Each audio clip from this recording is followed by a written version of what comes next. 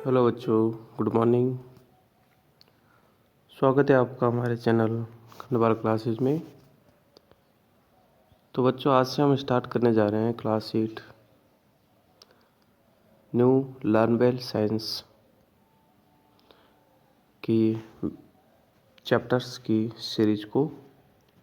तो आज हम इसमें पहला chapter crop production and management को पढ़ने वाले हैं। इससे पहले हमने लर्न वेल साइंस क्लास 6 और क्लास 7 के सभी चैप्टर्स यहाँ पर कंप्लीट कराए हैं। तो अगर आपने वो वीडियोज़ नहीं देखे हैं तो आप देख सकते हो 7th और 6th क्लास वाले। बाकी की क्लास 8 के लिए न्यू लर्न वेल के सभी चैप्टर्स का एक्सप्लेनेशंस वीडियो और क्वेश्चन आंसर वीडियो हम यहाँ पर प्रोवाइड करवाएंगे, तो आप यहाँ पे समझ सकते हो। अगर आप हमारे चैनल पे नए हो तो प्लीज़ चैनल को सब्सक्राइब करें एंड बेल आइकन को प्रेस करें, जिससे आने वाले हर वीडियो का नोटिफिकेशन, हर चैप्टर्स की वीडियो का नोटिफिकेशन आपको मिलता रहे। इसलिए आप बेल आइकन को भी प्रेस कर लें। इस चैप्टर में हम क्रॉप एंड क्रॉप प्रोडक्शन के बारे में पढ़ेंगे और हम इसे कैसे मैनेज करते हैं इसके मैनेजमेंट के बारे में भी पढ़ेंगे। जैसा आप सबको पता है कि क्रॉप हमारे फूड की बेसिक नीड है और जितने भी लिविंग थिंग्स होते हैं उनको फूड की रिक्वायर होती है। तो देखो, all living things requires food to stay alive. सभी लिविंग थिंग्स जो कि जीवित रहते हैं सबको फूड की रिक्वायरमेंट होती है। You have already learn that plant and animals are two sources of food, यानी प्लांट और एनिमल्स ये दो मेन सोर्स होते हैं फूड के। यानी कि जो भी हम फूड को ईट करते हैं, टेक करते हैं, या तो वो प्लांट प्रोडक्ट होता है या फिर एनिमल प्रोडक्ट होता है। इनके अलावा तीसरा कोई प्रोडक्ट नहीं होता है। Animal domesticated and raise to obtain food from them, यानी कि एनिमल्स को हम पालते हैं, डोमेस्टिकेटेड होते हैं एनिमल्स जो कि हमें फूड प्रोवाइड करते हैं। Different types of plants gives us different type of food. अलग अलग तरह के प्लांट अलग अलग तरह की फूड हमें देते हैं टू फुलफिल आवर नीड्स, हमारे नीड्स को कंप्लीट करने के लिए। Each of these plant is grown on the large scale, मतलब हर प्लांट को लार्ज स्केल पर ग्रो किया जाता है, उगाया जाता है, क्योंकि हम भी बहुत सारे हैं, पॉपुलेशन ज़्यादा है तो ज़्यादा क्वांटिटी में फूड को ग्रो करना पड़ता है। The cultivation of plants on farms is called farming, यानी कि प्लांट्स का कल्टिवेशन करना on farm is called farming. The branch of science that deals with growing plants and raising livestock for human use is called agriculture, यानी कि science की वह branch जिसमें हम अलग अलग तरह के प्लांट्स को ग्रो करते हैं और लाइव स्टॉक को भी हम राइज करते हैं। लाइव स्टॉक क्या होता है? पालतू पशु, यानी कि हम जो जानवरों को पालते हैं हमारे यूज के लिए, तो वो ब्रांच आपकी एग्रीकल्चर होती है। एग्रीकल्चर में मेनली आपके फूड प्रोडक्ट्स ही होते हैं और मेनली आपके क्रॉप्स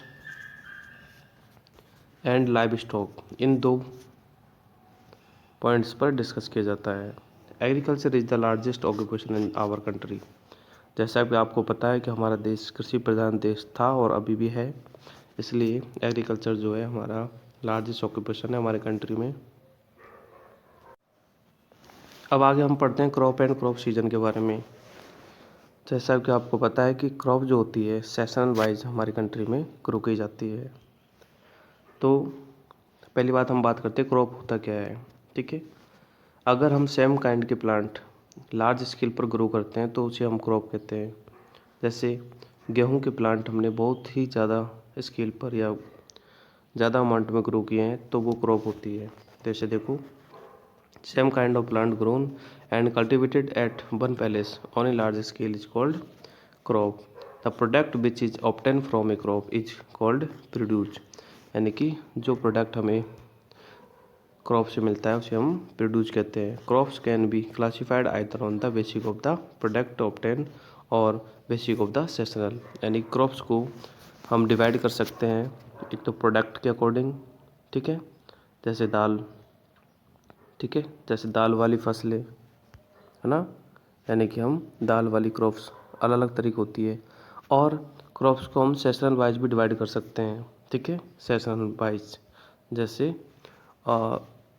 विंटर सीजन वाली क्रॉप्स और ठीक है क्या बोलते हैं समर सीजन वाली क्रॉप्स, ठीक है, जिनको हम रबी क्रॉप्स और खरीफ क्रॉप्स कहते हैं। नेक्स्ट पेज पे आपके क्रॉप्स हैं और क्रॉप प्लांट है और वो हमें क्या प्रोवाइड करते हैं, ठीक है। एक टेबल है, इस टेबल को अच्छे से समझना। जैसे पहला है सीरियल एंड ग्रेन क्रॉप्स, ठीक है, जो भी आपके अनाज है वो वाली क्रॉप्स इसमें आएंगी। उनमें देखो राइस है, व्हीट है, बार्ले है, मेज है, ओट्स है, ये सभी सीरियल क्रॉप्स होती हैं, ठीक है। राइस तो आप जानते हो, व्हीट गेहूँ होता है, ठीक है, बार्ले जौ होता है, मेज मक्का होती है, ओट्स होते हैं, ठीक है। और ये सभी क्रॉप जो होती है यानी सीरियल क्रॉप जो होती है हमें कार्बोहाइड्रेट प्रोवाइड करती है, ठीक है। नेक्स्ट बात करते हैं हम पल्सेज, यानी कि जो दाल वाली फसल है, लेग्यूम क्रॉप्स कहते हैं इनको। अब दाल में पल्सेज में बहुत सारी पल्सेज होती है, ठीक है, जैसे पी है, बीन्स है, ग्राम है, सोयाबीन है, ठीक है, लेंटिल है। और जितनी भी दाल वाली फसल होती है वो हमें प्रोटीन प्रोवाइड करती है, ठीक है, हमारी बॉडी को प्रोटीन प्रोवाइड करती है। और जितनी भी आपके सीरियल वाली फसल होती है वह हमारी बॉडी को कार्बोहाइड्रेट प्रोवाइड करती है। कुछ फाइबर क्रॉप्स होती है, ठीक है, जैसे कॉटन है, हेम्प है और जूट है।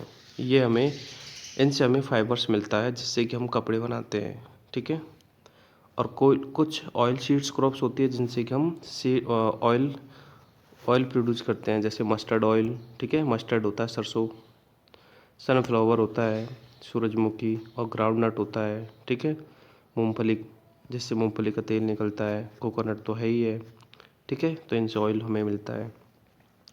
कुछ ट्यूबर क्रॉप्स होती है जैसे पोटैटो है, ठीक है, और टैपिको है, ठीक है, इनसे हमें स्टार्च मिलता है। आगे शुगर क्रॉप्स हैं जिनसे शुगर बनाई जाती है, एक तो बीटरूट है, चुकंदर और एक है शुगर कैन। इनसे दोनों से ही क्या बनाई जाती है, शुगर बनाई जाती है, ठीक है, इनसे भी कार्बोहाइड्रेट मिलता है।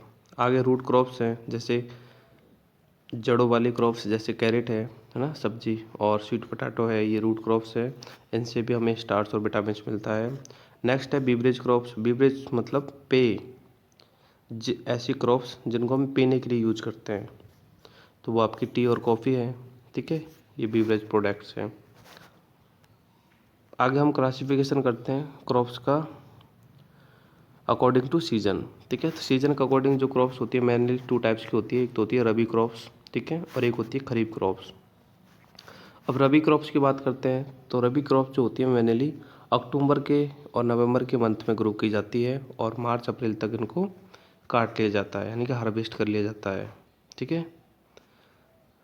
और इनमें कौन कौन सी फसलें आती है या इनमें कौन कौन सी क्रॉप्स इंक्लूड होती है, ठीक है, और तो उनमें है वीट, गेहूँ और मस्टर्ड, सरसों, बार्ले, ग्राम, पी, ठीक है, ये सभी क्रॉप्स आपके रबी क्रॉप्स में ही आती है, ठीक है।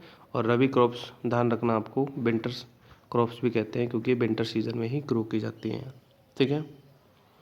और ये जो क्रॉप्स होती है ना मेनली हमारे मानसून्स पर डिपेंड होती है, ठीक है, because the water requirement of this crops is less, ठीक है, इन क्रॉप्स के लिए वाटर की रिक्वायरमेंट कम होती है। और नेक्स्ट बात करते हैं हम खरीफ क्रॉप्स, ठीक है।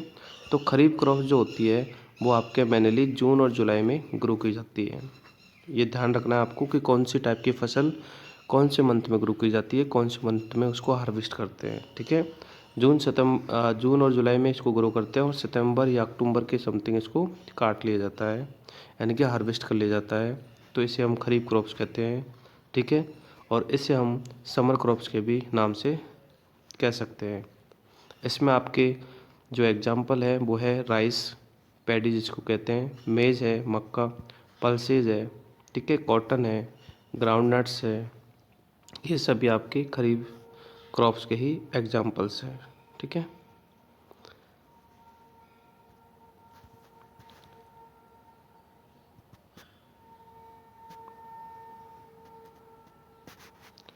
आगे हम देख रहे हैं टाइम टू आंसर। तो टाइम टू आंसर में देख लो, आपकी बहुत ज़्यादा शिकायत ये रहती है कि सर आप टाइम टू आंसर नहीं कराते, ठीक है। तो टाइम टू आंसर जो क्वेश्चंस हैं वो मैं क्वेश्चन आंसर वाली वीडियो में नहीं कराता, ठीक है, एक्सप्लेनेशन वीडियो में ही करा देता हूँ।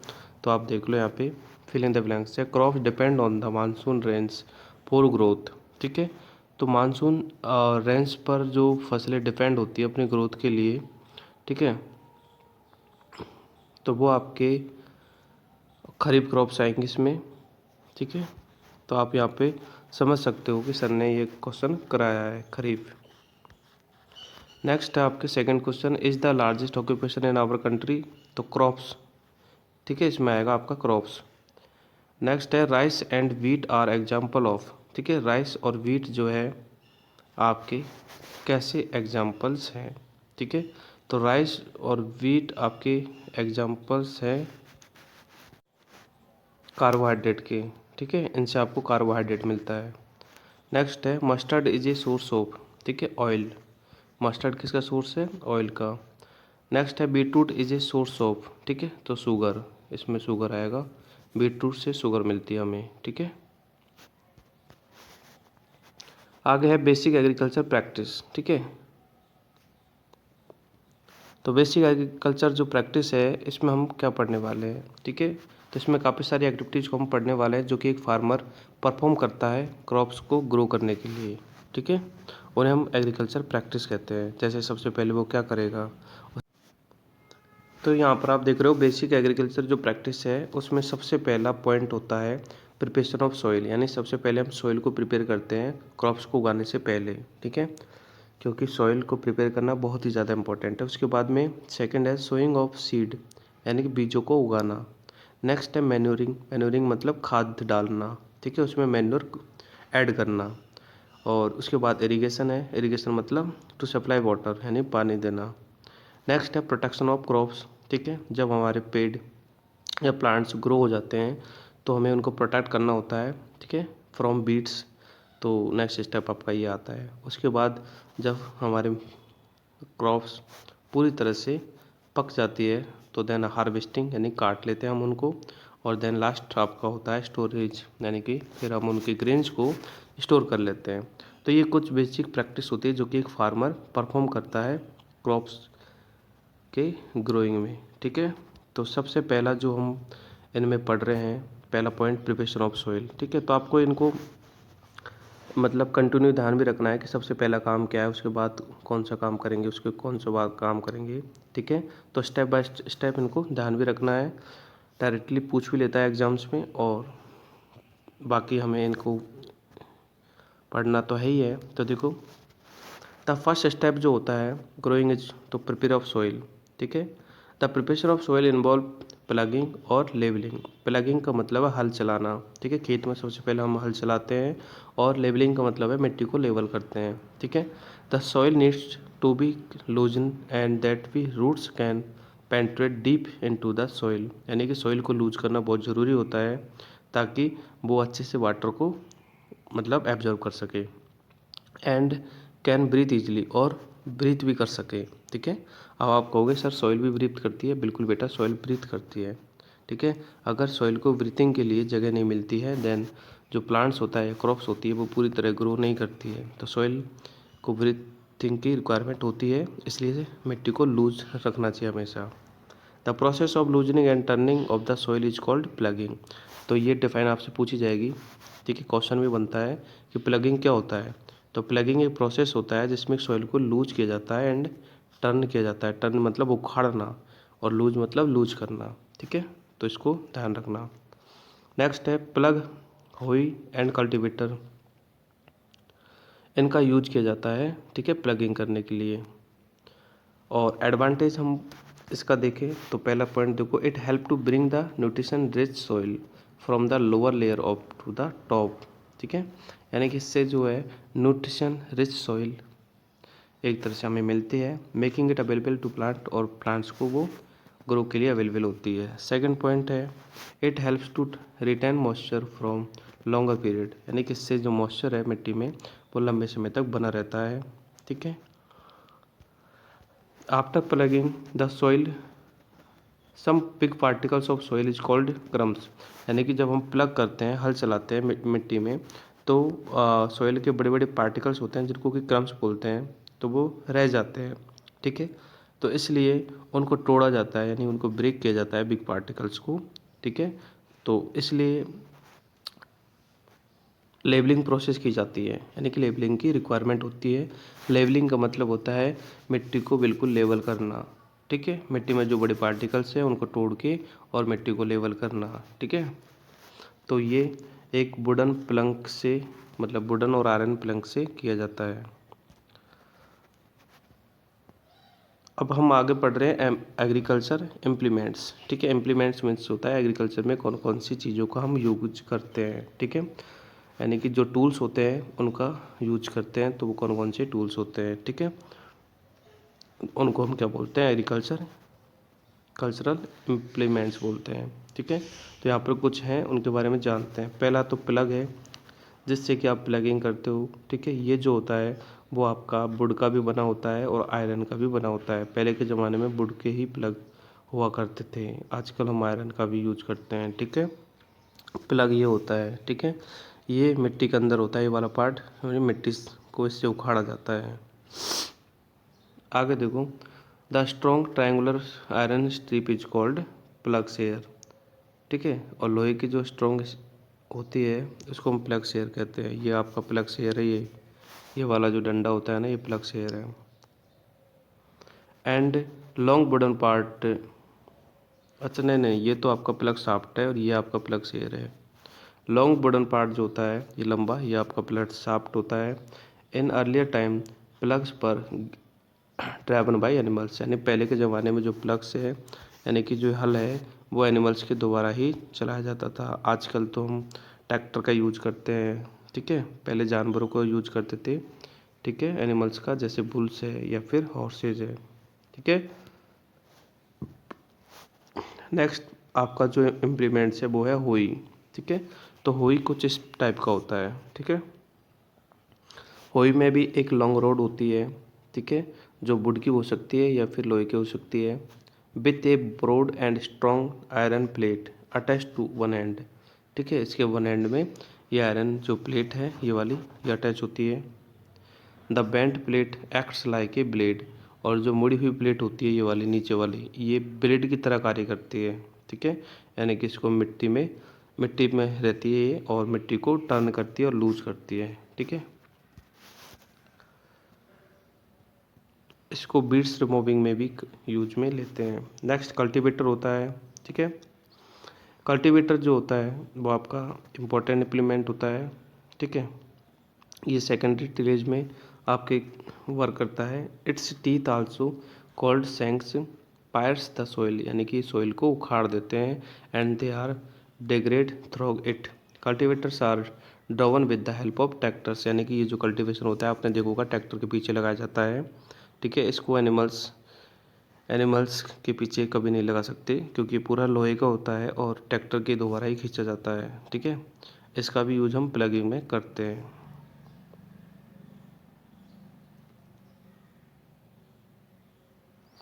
तो ये कुछ आपके इम्प्लीमेंट्स थे। अब सेकंड पॉइंट हम पढ़ रहे हैं, मतलब सेकंड जो हमारा स्टेप था वो है सोइंग ऑफ सीड्स, यानी कि जब हम मिट्टी को तैयार कर लेते हैं प्रिपरेशन ऑफ सॉइल के बाद में नेक्स्ट आता है सोइंग ऑफ सीड, यानी कि बीजों को उगाना, ठीक है। तो the process of putting seed into the soil, यानी सॉइल में सीड पुट करने का जो प्रोसेस होता है इट्स कॉल्ड सोइंग। बहुत ही अच्छा डिफाइन है, the process of putting seeds in the soil is called sowing, ठीक है। To get a good crop yield, मतलब अच्छी क्रॉप या फिर अच्छा प्रोडक्शन लेने के लिए it is important to select good quality of seeds, यानी कि ये बहुत ज़रूरी होता है कि हम अच्छी क्वालिटी का सीड सेलेक्ट करें। And disease resistant and free of infection and so them properly, यानी कि ऐसे बीज, ऐसे सीड्स जो कि डिजीज से फ्री हों और वो इन्फेक्शन से फ्री हों, उनको हम अच्छे से ग्रो कर सकते हैं। तो selection of the good quality seed can be done by the soaking seeds into water. अच्छी क्वालिटी की जो सीड है उसका सिलेक्शन हम करते हैं उनको पानी में डुबो के, यानी कि जो सीड है उनको हम पानी में डुबो मतलब ठीक है डुबो देते हैं, सोक कर देते हैं, ठीक है। और before sowing also help in the softening the hard outer coat of the seed. इससे क्या होता है, उन जो बीज होते हैं उनका बाहर का जो कवर है वो भी सॉफ्ट हो जाता है, ठीक है, जो कि जर्मिनेशन में हेल्प मिलती है, ठीक है। तो यानी कि पानी में भिगो सकते हैं हम, ठीक है, उनको क्वालिटी को चेक करने के लिए। तो जो बीज पानी में पूरी तरह सिंक कर जाते हैं, ठीक है, वो अच्छी क्वालिटी के होते हैं। और जो सीड पानी के ऊपर फ्लो करते हैं, ठीक है, उनकी क्वालिटी लो होती है, तो उनको हम हटा सकते हैं, ठीक है। ये एक जो एक्टिविटी है वो उसी के ऊपर है। तो ये देखो, हेल्थी सीड सेटल डाउन, यानी कि जो हेल्थी सीड होते हैं वो पानी में जब हम उनको भिगोते हैं तो वो नीचे सेटल हो जाते हैं, ठीक है। और बाकी के तो ऊपर रहते हैं, वो ख़राब होते हैं, उनको हम मतलब फेंक सकते हैं। आगे देखो, a farmer should keep following things in mind while sowing seeds, and farmer को ये बातें ध्यान में रखनी चाहिए जब वो सीड को सो करता है। पहला पॉइंट है, seed should be sown in the proper season and in most soil, यानी सीड का जो हम ग्रो करते हैं वो प्रॉपर सीजन का होना चाहिए और जो सोइल है वो मॉइस्ट होनी चाहिए, मतलब थोड़ी गीली होनी चाहिए। Seed should be sown at the correct depth, यानी कि सीड को हमेशा करेक्ट डेप्थ पर ही, मतलब गहराई पर ही उगाना चाहिए, ठीक है। If seed are sown to deep in soil, अगर सीड को ज़्यादा गहराई में हमने डाल दिया, then their roots will not be able to respire, यानी कि इनकी जो रूट्स होगी प्लांट्स की वो रेस्पायर नहीं कर सकती। सो उस टाइम पे जो हमारा प्लांट्स होगा वो एक तरह से ग्रो भी नहीं होगा। और अगर हमने बीज को ऊपर ही डाल दिया, मतलब सरफेस के क्लोज ही डाल दिया, तो उसको तो बर्ड्स वगैरह या इंसेक्ट्स वगैरह ईट कर जाएंगे। इसलिए हमेशा ध्यान रखना चाहिए कि जो बीज है आपके वो प्रॉपर डेप्थ पर हो, ठीक है। नेक्स्ट पॉइंट है, seed should be sown at the proper spacing, यानी कि बीजों को स्पेस दे के ही उगाना चाहिए, यानी कि ऐसा नहीं है कि एक ही जगह बहुत सारे बीज आपने डाल दिए, ठीक है, तो वो प्रॉपर ग्रोथ नहीं करेंगे। इसलिए हमेशा बीजों को एक स्पेस देना चाहिए, यानी कि जगह देना चाहिए। जैसे पहला बीज ये देखो, ये काफ़ी स्पेस है इनके बिटवीन, तो अच्छे से ग्रो कर सकते हैं, ठीक है। और अच्छे से इनको प्लांट्स मतलब जो वाटर है या न्यूट्रिशन मिल सकता है, सनलाइट मिल सकता है, ठीक है। आगे मेथड्स ऑफ सोइंग, यानी बीजों को कैसे उगाते हैं, तो उसके दो मेथड्स हैं। एक तो मैनुअली है जो कि हाथ से उगाया जाता है, और एक मैकेनिकल है जो कि मशीन से उगाया जाता है। मैनुअली देखो, ये फार्मर जो है हाथ से ही मतलब बीजों को उगा रहा है, फेंक रहा है खेत में, तो ऐसे ये मैनुअली है। बाकी एक होता है आपका मशीन मैकेनिकल, जो कि मशीन से उगाया जाता है। इसमें देखो, मैनुअली वाले में this method involve scattering of seeds, यानी सीड्स को स्कैटर किया जाता है, बिखेरा जाता है बाय हैंड्स, मतलब हाथ से। एंड सीड्स लाइक मेज है, बाजरा है, सोन बाय दिस मेथड, यानी इस मेथड से उगाए जा सकते हैं, ठीक है। नेक्स्ट है आपका मैकेनिकल। तो मैकेनिकल में आपके एक सीड ड्रिल यूज होती है जो कि ट्रैक्टर के पीछे लगाई जाती है और ट्रैक्टर के द्वारा मतलब ग्रो किया जाता है। तो देखो, in this method seed are sown by use seed drill, यानी कि सीड ड्रिल से इस मेथड में सीड्स को उगाया जाता है। The seed drill makes forces in the soil and seed tall into the forest and tops depth and the crop proper distance, यानी कि सीड ड्रिल से जो सीड को सो किया जाता है, सोन किया जाता है, वो प्रॉपर डेप्थ पर होता है, ठीक है। क्योंकि ये जो नीचे आप देख रहे हो ये वाले पार्ट, ये प्रॉपर डेप्थ पर मतलब बीज को छोड़ते हैं और एक तरह से डिस्टेंस भी इनमें मेंटेन होती है। तो sowing seeds using seed drill is faster and safe labour, ठीक है। तो सीड ड्रिल का यूज करने से क्या होता है कि जो सीड है वो जल्दी ही एक तरह से मतलब ये काम जल्दी हो जाता है और इससे लेबर भी सेव होता है। ठीक है।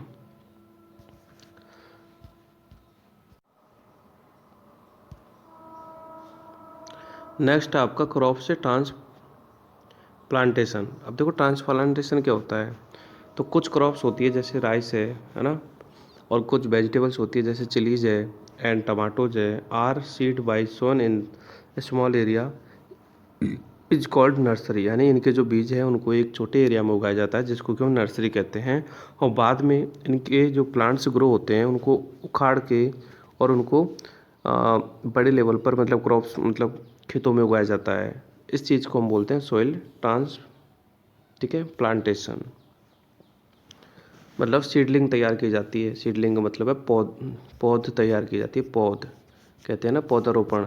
ठीक है, तो पौधारोपण यही होता है कि राइस के बहुत सारे पौध तैयार की जाती है, फिर उनको नर्सरी में तैयार की जाती है, फिर उनको उखाड़ के और खेत में लगाया जाता है। इसको बोलते हैं क्रॉप ट्रांसप्लांटेशन। अब इसके एडवांटेज क्या है ये भी देख लो। ठीक है, तो देखो, it help farmer to select only healthy seedling. यानी कि इससे फार्मर जो है अच्छे से ग्रो होने वाले प्लांट्स सेलेक्ट कर सकता है। नेक्स्ट है, it is easy to be keep proper spacing between plants. और इससे हम प्लांट्स के बिटवीन प्रॉपर स्पेस दे सकते हैं। अगला है द क्रॉप यील्ड इंक्रीज। और जो क्रॉप पैदावार है मतलब फसल की जो पैदावार है वो भी इंक्रीज होती है, और हेल्थी जो प्लांट्स है वो अलग से कर लिए जाते हैं। आगे हम पढ़ रहे हैं थर्ड जो हमारा स्टेप है वो है मैन्यूरिंग। जब हम मतलब बीज उगा देंगे उसके बाद हमें खाद देना पड़ता है। ठीक है, न्यूट्रिशन ऐड करने पड़ते हैं, खाद ऐड करना पड़ता है। तो देखो, when crops are grown in continuously same field the crops become deficient in some nutrition. यानी कि अगर हम एक मतलब क्रॉप्स उगाते रहते हैं किसी एक फील्ड में, तो हमें पता है कि उस फील्ड में जो सॉइल होती है उसमें न्यूट्रिशन की कमी आ जाती है। So this reduce the crop shield. इससे जो हमारा क्रॉप प्रोडक्शन है वो रिड्यूस होता है। तो इस प्रॉब्लम को ओवरकम करने के लिए हम क्या करते हैं, उस क्रॉप मतलब उससे सॉइल में मैन्योर्स ऐड करते हैं और कुछ फर्टिलाइजर्स ऐड करते हैं। ठीक है, ताकि जो आपका क्रॉप्स है क्रॉप शील्डिंग थोड़ा हायर रहे। ठीक है, तो ये आपके डिफाइन है, the process of adding manure to the soil is called manuring. यानी मैन्योर ऐड करने की जो प्रोसेस होती है वो आपके मैन्योरिंग होती है। नेक्स्ट है, manuring is an organic substance obtain from the decomposition of plant and the animals leaves animals waste. Manuring देखो, खाद जो होता है ना उसको हम मैन्योर भी कहते हैं और फर्टिलाइज़र भी कहते हैं। ये दोनों ही खाद है, लेकिन मैन्योर जो होता है वो आपकी नेचुरल सब्सटेंस होता है जो कि आपके डेड एंड डिगिंग जो मैटर्स होते हैं उनके डिकम्पोजिशन से बनता है। जबकि फर्टिलाइज़र जो होता है वो भी खाद होता है, बट आपका वो केमिकल सब्सटेंस होता है जो कि फैक्ट्रीज में तैयार किया जाता है। इसके बारे में हम आगे भी पढ़ लेंगे। ठीक है, देखो, manures are added to be soil before and after seed sown. यानी कि खाद को हम पहले भी ऐड कर सकते हैं, मतलब सीड उगाने से पहले, और बाद में भी ऐड कर सकते हैं। ठीक है, इसमें हुमस की क्वांटिटी रिच होती है, यानी बहुत ज़्यादा होती है। It improve soil texture. ये हमारे सॉइल के टेक्सचर को इम्प्रूव करता है। एंड वाटर होल्डिंग जो कैपेसिटी है उसको भी ये इंक्रीज करता है। ठीक है, और हमारी जो मिट्टी है ना उसको पोरस बनाता है। पोरस का मतलब है उसमें उसको मतलब उसमें गेप तो क्या बोले, मतलब उसमें छोटे छोटे पोर्स होते हैं। ठीक है, पोर्स वाली मिट्टी बना देता है ताकि वो ब्रीथिंग प्रोसेस है प्लांट्स अच्छे से कर सकें। Okay, manure is mainly 3 types of sown in the following chart. देखो, टाइप ऑफ मैन्योर, पहला जो है एक तो होता है आपका फार्म यार्ड मैन्योर।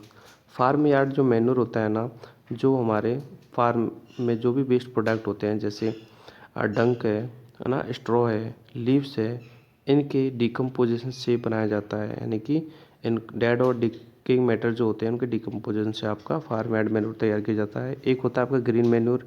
ठीक है, जो कि आपके ग्रीन प्लांट्स जो होते हैं, ठीक है, जो प्लग्ड मिट्टी से प्लग किए जाते हैं उनके द्वारा तैयार किया जाता है। एक आपका कंपोस्टिंग होता है जिसमें आपके वेस्ट प्रोडक्ट्स, ठीक है, किचन वेस्ट है या फिर बीड्स है या फिर एनिमल्स वेस्ट है, इन सभी चीज़ों से बनाया जाता है, वो आपका कंपोस्टिंग होता है।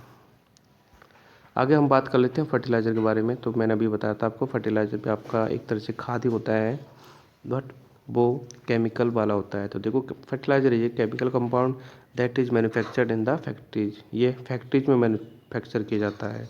और मैन्योर आपका घर पे भी तैयार कर सकते हैं, वो फैक्ट्रीज में मैन्युफैक्चर नहीं किया जाता। It is provide to be specific nutrition like phosphorus, potassium, यानी कि ये कुछ स्पेसिफिक न्यूट्रिशन प्रोवाइड करते हैं उस मिट्टी को, ठीक है। जैसे फास्फोरस है, ये केमिकल है तो इसकी रिक्वायरमेंट होती है, पोटेशियम की भी रिक्वायरमेंट होती है, तब हम ये वाला जो फर्टिलाइज़र है ऐड कर सकते हैं सॉइल में। एंड यूरिया है, ठीक है, नाइट्रोजन है ना। और कैन का मतलब होता है कैल्शियम, अमोनियम और nitrate. Supply calcium and nitrogen, ठीक है। Di ammonium phosphate, supply nitrogen, phosphate, phosphorus. They can easy to use, transport and can भी इजीली स्टोर्ड, यानी इनको अच्छे से मतलब इजीली ट्रांसपोर्ट कर सकते हैं और इनको स्टोर भी कर सकते हैं। They are also easily soluble in the water, यानी कि पानी में जल्दी घुल जाते हैं, ठीक है। Hence easy absorb by the plants, और प्लांट्स के द्वारा इजीली एब्जॉर्ब किए जाते हैं और यूटिलाइज भी कर लिए जाते हैं, ठीक है। बट ये केमिकल वाले फर्टिलाइज़र्स होते हैं तो फाइनली हमें इनका मतलब एक तरह से फ़ायदा तो है, बट ये नुकसानदायक होते हैं क्योंकि मिट्टी को जल्दी ख़राब करते हैं, ठीक है। इसलिए वेस्ट होता है मैन्योर, ठीक है। नेक्स्ट है आपका डिफरेंस है between manure and the fertilizers, ठीक है। तो मैंने अभी आपको बता ही दिया, फिर भी आप देख लो, ठीक है। मैन्योर जो होते हैं आपके नेचुरल सब्सटेंस होते हैं, जबकि फर्टिलाइज़र जो होते हैं आपके केमिकल सब्सटेंस होते हैं, ठीक है। और मैन्योर जो होता है, ठीक है, ये किसी स्पेशल न्यूट्रिशन के लिए नहीं होते हैं, ठीक है। और जबकि फर्टिलाइज़र होता है वो आपके स्पेसिफिक न्यूट्रिशन के लिए रिक्वायरमेंट को पूरा करते हैं। जैसे मान लीजिए पोटास की कमी है हमारी मिट्टी में तो पोटास मिलता है, पोटेशियम कमी है तो पोटेशियम मिलता है, नाइट्रोजन कमी है तो नाइट्रोजन मिलता है, ठीक है। तो हमारी मिट्टी की हम जांच करा सकते हैं, उसमें जो भी चीज़ की कमी है तो वो वाली कमी हम इन फर्टिलाइज़र्स के द्वारा कंप्लीट कर सकते हैं। नेक्स्ट है मैन्योर। तो मैन्योर जो होता है ना आपका, ठीक है, उसमें ह्यूमस की क्वांटिटी रिच होती है, यानी कि बहुत ही ज़्यादा ह्यूमस होता है, जबकि आपके फर्टिलाइज़र्स में ह्यूमस की क्वांटिटी जो होती है वो नहीं होती है, ठीक है। और मैनर जो होता है, ठीक है, it is not rarely soluble in water, यानी ये पानी में जल्दी नहीं घुलता है, ठीक है। इसका काम जो होता है वो स्लोली होता है बट लॉन्ग लास्टिंग होता है, ठीक है।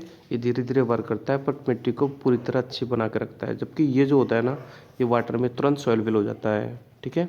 आपने देखे होंगे यूरिया के जो थैले आते हैं जिनमें यूरिया आता है, ठीक है, सफ़ेद सफ़ेद सा चीनी जैसा, तो वो आपके केमिकल्स होते हैं, केमिकल फर्टिलाइज़र्स होते हैं। अब एक्टिविटी 2 में आपको एक चीज़ बताई जा रही है कि कैसे हम जो है सीडलिंग ग्रो कर सकते हैं, ठीक है, विथ मैन्योर एंड फर्टिलाइज़र्स, ठीक है, to grow seedling with manure and fertilizers, ठीक है।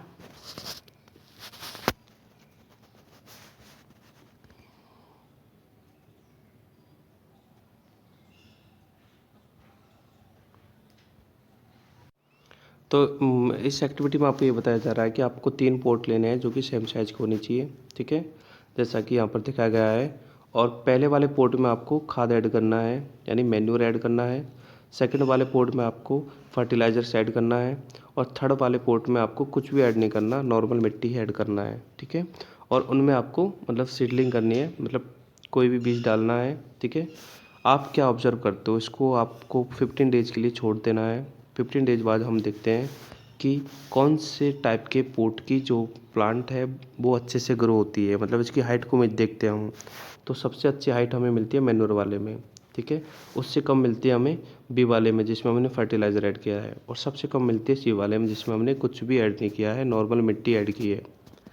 तो इससे हमें पता लग गया हो गया कि मैन्योर जो होता है वो बाकी वेस्ट होता है, फर्टिलाइज़र भी ठीक होता है बट फर्टिलाइज़र के साइड इफ़ेक्ट्स होते हैं, ठीक है। देखो, despite the advantage and fertilizer also have some disadvantage, यानी जो फर्टिलाइज़र के एडवांटेज तो होते ही हैं, साथ में बहुत सारे डिसएडवांटेज भी होते हैं। They can reduce soil fertility if used regularly, यानी कि अगर हम हमारी मिट्टी में रेगुलर फर्टिलाइज़र यूज करते हैं तो ये सॉइल जो मिट्टी है उसकी फर्टिलिटी को कम करते हैं, ठीक है। और they also cause water and soil pollution, यानी कि ये वाटर को भी पॉल्यूट करते हैं और हमारी उस मिट्टी को भी पॉल्यूट करते हैं, ठीक है। आगे देखो, an alternative to fertilizers nutrition in the soil can be replaced by the natural practice, यानी कि फर्टिलाइजर्स का हम नेचुरल प्रैक्टिस से भी मतलब कर सकते हैं। तो देखो पहला है फील्ड फैलो।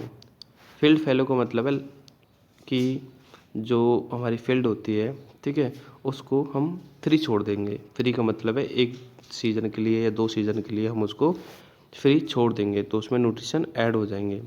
नेक्स्ट है क्रॉप रोटेशन, यानी कि हम जो फसल है वो रोटेट करके ही उगाएंगे, तो उससे भी न्यूट्रिशन हमारी सॉइल में ऐड होगा।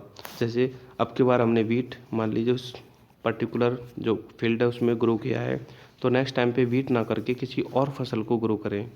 तो अगर हम क्रॉप को रोटेट करेंगे तो देखो, if the practice of growing series of different types of crops is same area is sequentially season, this practice is generated is generally used for the replenishment of the nitrogen by growing a leguminous crop, है ना। मान लीजिए जिस crop से हम एक ही तरह की फसल करते हैं, मान लीजिए जिस फील्ड में, तो उसमें एक बार हमें लेगुमिनियस वाली क्रॉप्स भी ग्रो करनी चाहिए, जिससे कि नाइट्रोजन उस मिट्टी में ऐड हो जाए, ठीक है।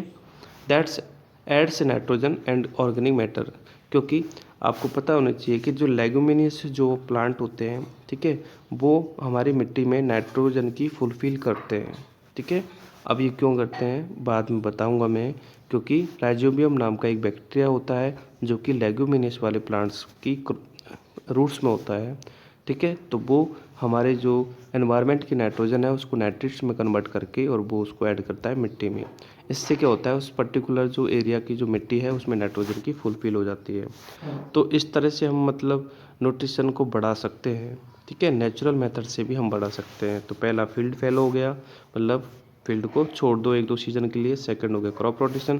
थर्ड है मिक्स्ड क्रॉपिंग, यानी कि हमें जो क्रॉप्स है उनको मिक्स करके भी ग्रो कर सकते हैं। इससे हमारे मिट्टी की जो गुणवत्ता है या मिट्टी की एक तरह से जो क्वालिटी है वो भी इम्प्रूव होती है, ठीक है। जैसे एक ही साथ हम एक ही खेत में मतलब 2 तरह की क्रॉप्स उगा सकते हैं। आगे कुछ टाइम टू आंसर क्वेश्चन है, तो इसमें देख लीजिए आप। इसमें पहला क्वेश्चन है, seed drill is a device used for sowing, ठीक है। सीड ड्रिल सीड यूज करने के लिए यूज करते हैं, तो इसमें सीड आएगा, ठीक है। टाइम टू क्वेश्चन आंसर में यहीं कंप्लीट करा देता हूँ, इसलिए आपको अलग से करने की ज़रूरत नहीं है। आगे देखो, the preparation of soil involves ploughing, ठीक है, एंड टिलिंग, क्या, टिलिंग। थर्ड वाला है, is rich in humus while fertilizer are not, तो इसमें आएगा आपका मैन्योर, MANURE। डी वाला देखो, to get a good crop yield it is important to select good quality of seed, ठीक है। Select seed of good quality, अच्छा, तो इसमें सीड आएगा, क्या आएगा, seed of good quality. Next है, manure consist of green plants and which are ploughed along with the soil, ठीक है। तो वो आपके ग्रीन, इसमें आएगा आपका ग्रीन मैन्योर, ठीक है, ई वाले में green manure. Broadcasting is the method of scattering seeds by manually, क्या, मैनुअली यानी कि हाथ से। आगे जो स्टेप है आपका, ठीक है, मैन्योरिंग के बाद में इरिगेशन है, यानी कि हम वाटर सप्लाई करते हैं उस पर्टिकुलर क्रॉप्स को। तो देखो, the process of watering in crops is in different time intervals is called irrigation, यानी कि अलग अलग टाइम ऑफ इंटरवल में जो हम वाटरिंग करते हैं प्लांट्स को, वो इरिगेशन होता है। In India farmer can not depend on rain, ठीक है। फार्मर जो होते हैं रेन पे डिपेंड नहीं होते हैं इरिगेशन के लिए, because may not rain when the crops requires water to get a good produce, crops needed to be irrigate properly, यानी कि क्रॉप्स को प्रॉपरली इरिगेट करने की नीड होती है, उस टाइम पे बारिश भी नहीं होती है। So the time and frequency of irrigation differs from crop to crop, यानी कि अलग अलग टाइप की जो क्रॉप्स होती है उनके लिए पानी की रिक्वायरमेंट अलग अलग होती है, ठीक है, और सॉइल की रिक्वायरमेंट अलग अलग होती है। The various source of irrigation, ठीक है, इरिगेशन के जो सोर्स हैं वो है आपके वेल्स, पॉन्ड्स, ट्यूबवेल्स या फिर लेक्स, रिवर्स, कैनल्स और डैम्स, ठीक है। ये काफ़ी सारे सोर्सेज हैं, तो जैसा अवेलेबल होता है किसी पर्टिकुलर एरिया में तो हम वैसा सोर्स यूज कर लेते हैं। आगे देखो, मेथड्स ऑफ इरिगेशन, इसमें आपके 2 टाइप के मेथड्स मिलेंगे। एक तो ट्रेडिशनल मेथड्स जो कि आपके पुराने ज़माने में यूज किए जाते थे, और एक आपके मिलेंगे मॉडर्न मेथड्स, ठीक है। तो पहले हम ट्रेडिशनल मेथड्स पढ़ लेते हैं। तो ट्रेडिशनल मेथड्स में देखो, आपके डेकली है, ठीक है, रहट है। अभी आप पूछोगे सर डेकली क्या है, ठीक है। तो ढेकरी कुछ इस टाइप का सिस्टम होता है, देख लो, ठीक है। और रहट है, ठीक है, ये आपके रहट वाला सिस्टम है जिसमें बैल के द्वारा, ठीक है, ऐसे बैल चारों तरफ से घूमता है और ऐसे पानी निकलता है कुएं से। नेक्स्ट मोट है, ठीक है, ये देखो हाथ से पानी निकालना पड़ता है और फिर एक नाली बना दी जाती है, उसमें हमें पानी डालना होता है ताकि वो खेत में पहुंच जाए।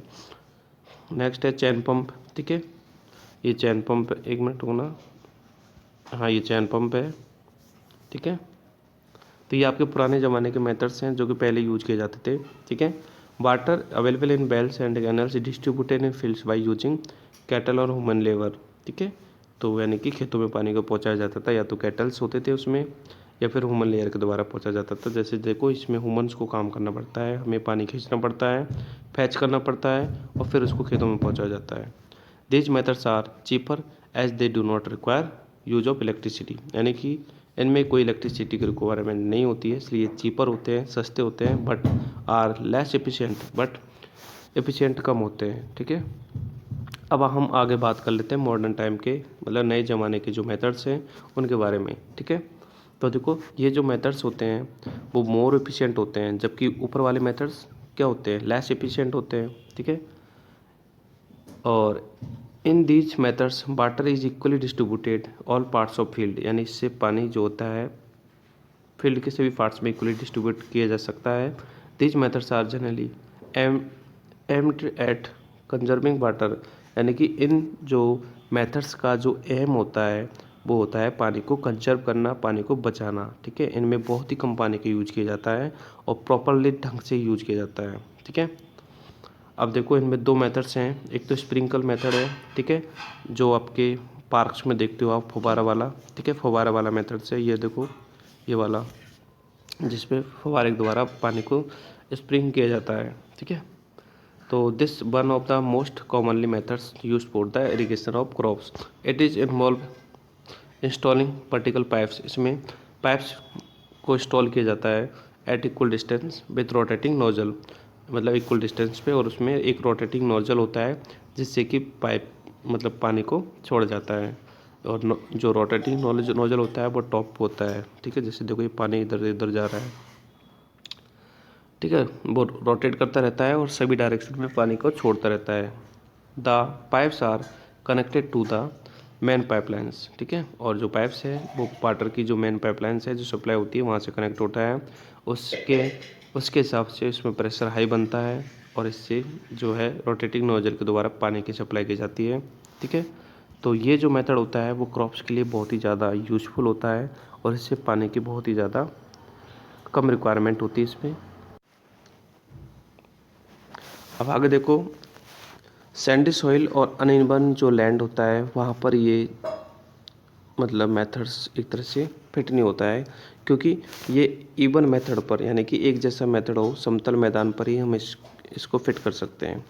आगे नेक्स्ट जो मेथड है आपका वो ड्रिप सिस्टम है, ठीक है। ड्रिप नाम से पता चल रहा है, ड्रिप का मतलब है बूंद बूंद सिंचाई, यानी कि इसमें एक एक बूंद पानी दिया जाता है और इसमें जो पानी दिया जाता है वो डायरेक्टली रूट्स में दिया जाता है। तो देखो drop by drop near the roots of plants, यानी कि इसमें पानी की सप्लाई की जाती है जो मतलब रूट्स में की जाती है और ड्रॉप बाय ड्रॉप की जाती है। This system helps plant to get regular water supply and involves no wastage of water, ठीक है। ये जो सिस्टम है ना इसमें पानी का, ठीक है, 1% भी वेस्ट नहीं होता एक तरह से, ठीक है, पूरी तरह सबसे अच्छा मेथड है। बट हम इसको क्रॉप्स में अप्लाई नहीं कर सकते हैं क्योंकि क्रॉप्स में जो प्लांट्स होते हैं वो बहुत ही ज़्यादा लार्ज स्केल पे होते हैं, ठीक है। तो हर प्लांट के रूट्स में हम इस मेथड को अप्लाई नहीं कर सकते हैं, इसलिए क्रॉप्स के लिए जो बेटर होता है वो आपका स्प्रिंकल सिस्टम होता है जो हमने अभी पढ़ा था। और ये वाला कहाँ के लिए बेटर होता है, तो ये वाला जो मेथड्स हैं जैसे फलों के जो बागान होते हैं ना, ठीक है, उनमें ज़्यादा यूज होता है। पढ़ लेंगे हम आगे। तो देखो एडवांटेज देख लो पहले इरिगेशन की। Irrigation help seed to be germinate, मतलब ठीक है, पता है ना आपको इरिगेशन जर्मिनेशन के लिए बहुत ज़्यादा ज़रूरी है, पानी के बिना कोई भी सीड जर्मिनेट नहीं होता है। It is also essential for absorption of nutrition, इससे ठीक है प्लांट्स न्यूट्रिशन का एब्जॉर्ब करते हैं सॉइल से। एंड नेक्स्ट है water also protect crops from dry hot in currents, ठीक है, मतलब जो गर्म हवाएं चलती है इससे जो है हमारी जो क्रॉप्स है वो सूख जाती है, तो वाटर उसको प्रोटेक्ट करता है। नेक्स्ट है disadvantage of the excessive irrigation, मतलब ज़्यादा फसलों को पानी देने से, मतलब ज़्यादा अमाउंट में पानी देने से क्या नुकसान होता है। तो देखो, it is important to provide plants with right amount of water, यानी प्लांट्स को बहुत ही एडुकेट अमाउंट में पानी सप्लाई की जानी चाहिए। ठीक है, कम भी ख़राब है और ज़्यादा पानी देना भी ख़राब है। ठीक है, और तो क्यों है, तो पहला पॉइंट देखो, if water logging occurs in the soil it inhabits germination soil, यानी कि अगर पानी लॉग हो जाएगा, जमा हो जाएगा मिट्टी में, तो इससे हमारा सीड जो है जर्मिनेट नहीं होगा। नेक्स्ट है root do not hold the crop upright, यानी कि जो रूट्स हैं क्रॉप्स की, वो उसको सीधा खड़ा नहीं रख सकती उस प्लांट को। नेक्स्ट है plant which can not resist strong winds fall down. ठीक है, प्लांट जो होता है स्ट्रॉन्ग विंड से उस रेसिस्ट नहीं करता है और वो गिर जाता है। आगे देखो, क्रॉप प्रोटेक्शन, कि फसलों को प्रोटेक्ट करना ज़रूरी है क्या, तो बिल्कुल ज़रूरी है। तो देखो, क्योंकि आपको पता है बहुत सारे एनिमल्स होते हैं जो कि फसलों को ग्रेज कर जाते हैं, तो प्रोटेक्ट करना ज़रूरी होता है। उसके लिए भी फार्मर्स काफ़ी मेथड्स अपनाते हैं। जैसे पहला है स्केयर क्रोज।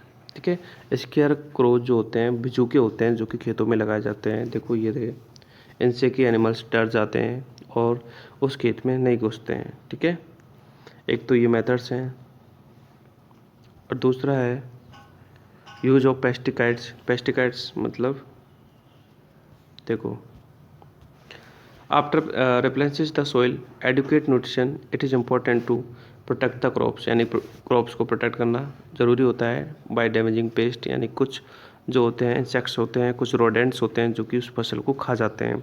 ठीक है, microbes and fungus for this purpose chemical substance known as pesticides, यानी कि पेस्टिसाइड्स आते हैं, कीटनाशक दवाइयाँ आती है, केमिकल सब्सटेंस होते हैं, तो हम उनका यूज करते हैं। ठीक है, pesticides are poisonous in nature, pesticide जो होते हैं नेचर में तो पॉइजनस होते हैं, but they kill the pest, और ये उस पर्टिकुलर इंसेक्ट्स को किल करते हैं, but do not harm for the plants, और लेकिन प्लांट्स के लिए हार्मफुल नहीं होते हैं।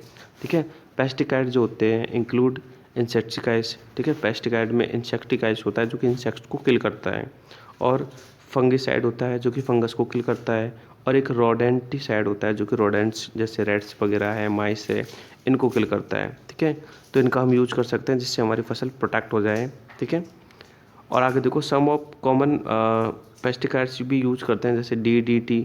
ठीक है, BSC। ठीक है, मेलाइथाइन। ठीक है, जैमेक्सिन।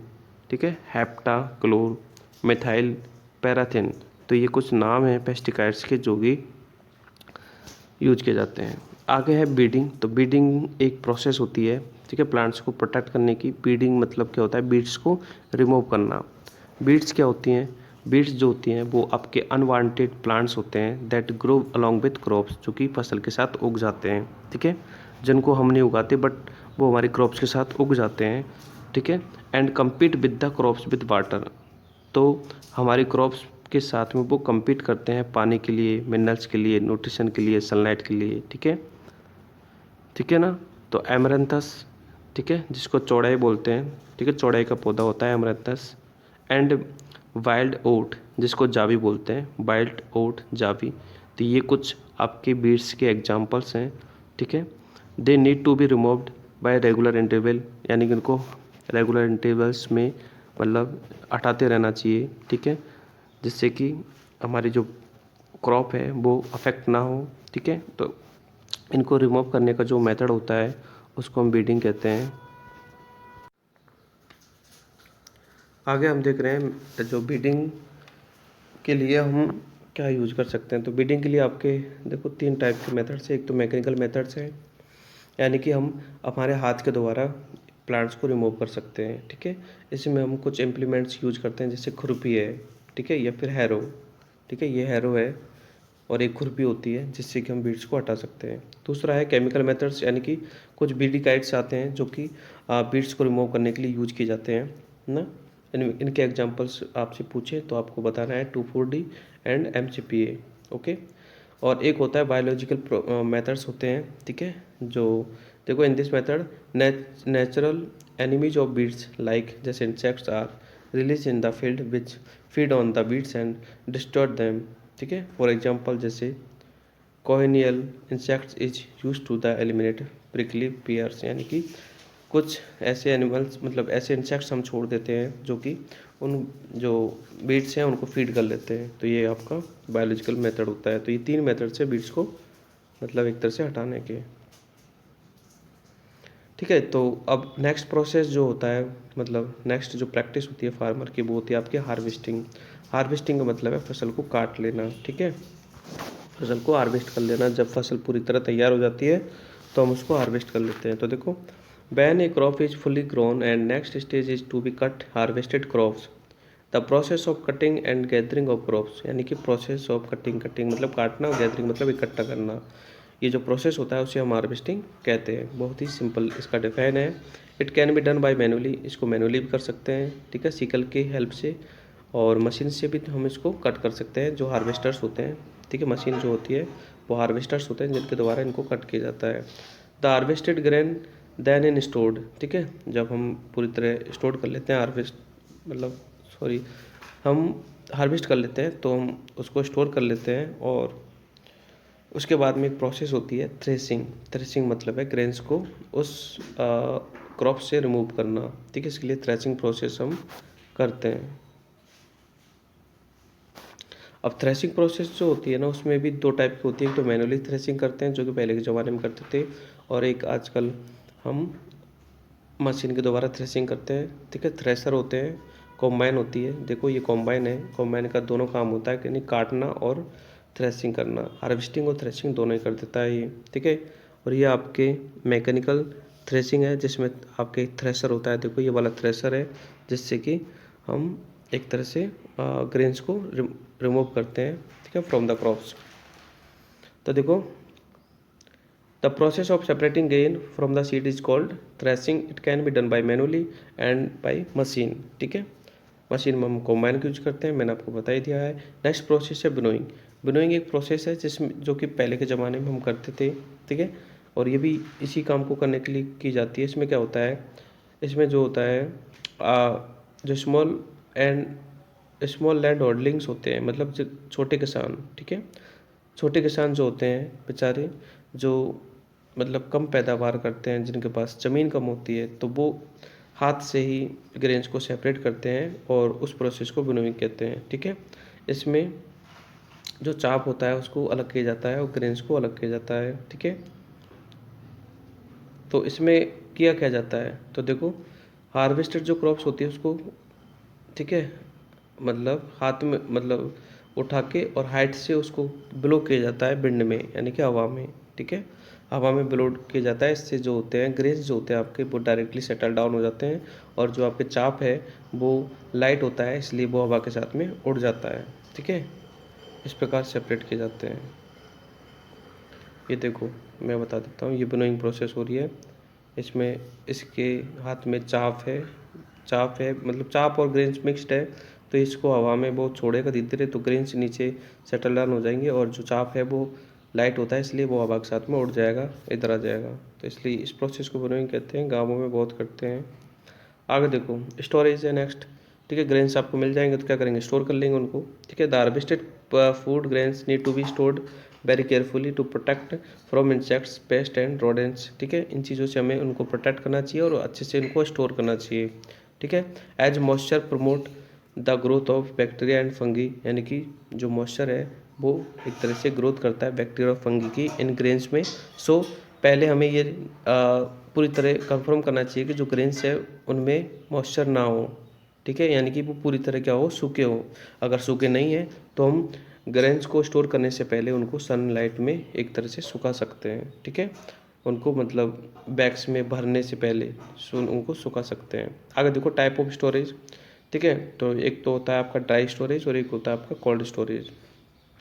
Dry storage is method used for the storing non perishable food materials like food grains, है ना, यानी कि ड्राई जो स्टोरेज है उसमें आपके फूड ग्रेन्स को स्टोर किया जाता है, ठीक है। Small scale domestic levels grains are stored in jute bags, और छोटे किसान जो होते हैं मतलब स्मॉल स्केल पर हम उनको जूट बैग्स में स्टोर कर सकते हैं या फिर मेटलिक बिन्स में स्टोर कर सकते हैं, ठीक है। और लार्ज स्केल पर या फिर कॉमर्शियल जो लेवल है उस पर जो ग्रेन्स है उनको सिलोज में या फिर बैग्स में या फिर ग्रेनरीज में, ठीक है, स्टोर किया जाता है। अब आप कहोगे सर ये क्या चीज़ होती है, तो बेटा ग्रेनरीज तो होती है अनाज भंडार, ठीक है, जिसमें ये जूट के बैग्स में मतलब भर भर के और एक तरह सेट कर दिए जाते हैं। सिलोज जो होते हैं बड़े बड़े कंटेनर होते हैं, ठीक है, उनमें भरा जाता है। कोल्ड स्टोरेज, तो देखो कोल्ड स्टोरेज में ऐसे फूड मटेरियल्स को स्टोर किया जाता है जो कि शॉर्ट शॉर्ट टाइम के लिए यूज किए जाते हैं, ठीक है, जिनकी लाइफ शॉर्ट होती है उनको मतलब एक तरह से कोल्ड स्टोरेज में यूज किया जाता है ताकि वो लंबे समय तक बने रहें, ठीक है। इनमें वेजिटेबल्स होती है या फिर कुछ फ्रूट्स होते हैं, ठीक है, इनको कोल्ड स्टोरेज में स्टोर किया जाता है। जबकि आपके जो ग्रेन्स वगैरह होते हैं उनको हम ड्राई स्टोरेज में ही स्टोर करते हैं। ये देखो dry storage of food grain, ठीक है, इनमें हम बैग में भर भर के इस प्रकार स्टोर करते हैं। या आपकी ग्रेनरीज होती है, ठीक है। और ये देखो ये बड़े बड़े जो कंटेनर दिख रहे हैं इनको बोलते हैं, वो क्या बोलते हैं, स्लोज, ठीक है। और ये कोल्ड स्टोरेज है जिसमें फल और सब्जियों को स्टोर किया जाता है, जैसे आप फ्रिज में स्टोर करते हो ना वैसे ही। आगे देखो time to answer, define irrigation, ठीक है। तो irrigation is the process in which supply of water, ठीक है, into regular interval. What is brewing, ठीक है, ब्रोइंग इज द प्रोसेस, अभी हमने पढ़ा था जस्ट। और नेक्स्ट है व्हाट इज द वीडिंग, ठीक है, weeding is the process in which removing the weeds, ठीक है, फ्रॉम वीडी काइट्स। नेक्स्ट है what type of food is storage in cold storage, तो कोल्ड स्टोरेज में हम वेजिटेबल्स और फ्रूट्स को स्टोर करते हैं। नेक्स्ट है नेम एनी टू पेस्टिसाइड्स, तो वो देख लेना पीछे है। आगे देखो फूड फ्रॉम एनिमल्स, अब ये तो बात हो गई कि एग्रीकल्चर में दोनों चीज़ें आती है, मैंने स्टार्टिंग में बताई थी, एक तो आपके प्लांट्स प्रोडक्ट्स यानी कि क्रॉप्स और दूसरा एनिमल्स, ठीक है, एग्रीकल्चर में। तो अब एनिमल्स के बारे में बात कर लेते हैं। Animal are also important to source of food, बिल्कुल, जैसे काउज है, बफलोज है, ये हमें मिल्क देती है। डक्स और हैन से हमें क्या मिलता है, एग्स मिलते हैं। हनी बीज से हमें हनी मिलता है। और फिश, गॉट, हैन, ये आपके मीट के सोर्स होते हैं, ठीक है। Food obtain from animals are source of nutrition, milk, eggs and fish are rich source of protein, यानी फिश जो होती है आपके प्रोटीन की रिच सोर्स होती है, ठीक है। और मीट जो होता है वो भी आपके एक तरह से फैट और प्रोटीन का रिच सोर्स होता है, ठीक है। कॉड लिवर ऑयल है विच is obtain from fish is rich in vitamin D, उसमें विटामिन डी की क्वांटिटी ज़्यादा होती है, ठीक है। तो ये कुछ फूड मटेरियल है जो कि आपके एनिमल से ऑब्टेन होते हैं, जिसमें मीट है, फिश है, मिल्क है, हनी है, एग है, ठीक है। अब हम बात कर लेते हैं आगे एनिमल हस्बेंड्री। एनिमल हस्बेंड्री क्या होती है, जिसमें एनिमल्स को मतलब एक तरह से पाला जाता है। तो देखो the domestication of the animals on large scale is called animal husbandry, ठीक है। लार्ज स्केल पर डोमेस्टिकेशन करना यानी कि पशुओं को पालना। The all domestic and useful animals, ठीक है, constitute livestock. Livestock are domesticated animals raised in the agriculture setting of produce, ठीक है, commodities such as food, fibres, labour, यानी कि लार्ज स्केल पर हस्बेंड्री करना, एनिमल हस्बेंड्री करना या फिर जानवरों को पालना, ठीक है, फूड के लिए, फाइबर के लिए या फिर लेबर के लिए। Livestock are generally the practice of raising birds like chickens है, डक्स है, फॉल्स है, ये आपके पोल्ट्री फार्मिंग में आते हैं, ठीक है। मतलब जो आपके हैन वगैरह है वो पोल्ट्री फार्मिंग में ही उनको डोमेस्टिकेटेड किया जाता है। अगला है honey bees are reared for honey, honey bees से हनी तैयार किया जाता है। और इस ब्रांच को हम एपीकल्चर कहते हैं, है ना। एपीकल्चर क्या है, जिसमें हनी हनी बीज को मतलब एक तरह से पाला जाता है। और फिर बात करती है, ठीक है, फिश की। तो देखो the breeding and hatching and rearing of fish, यानी फिश को पालना, उसको हैच करना, ठीक है, और उसकी ब्रीडिंग करना, ये सभी आपके पीसी कल्चर में आते हैं, ठीक है। पिसिकल्चर मतलब फिशेज से रिलेटेड ब्रांच है। एपीकल्चर आपके हनी बीज से है।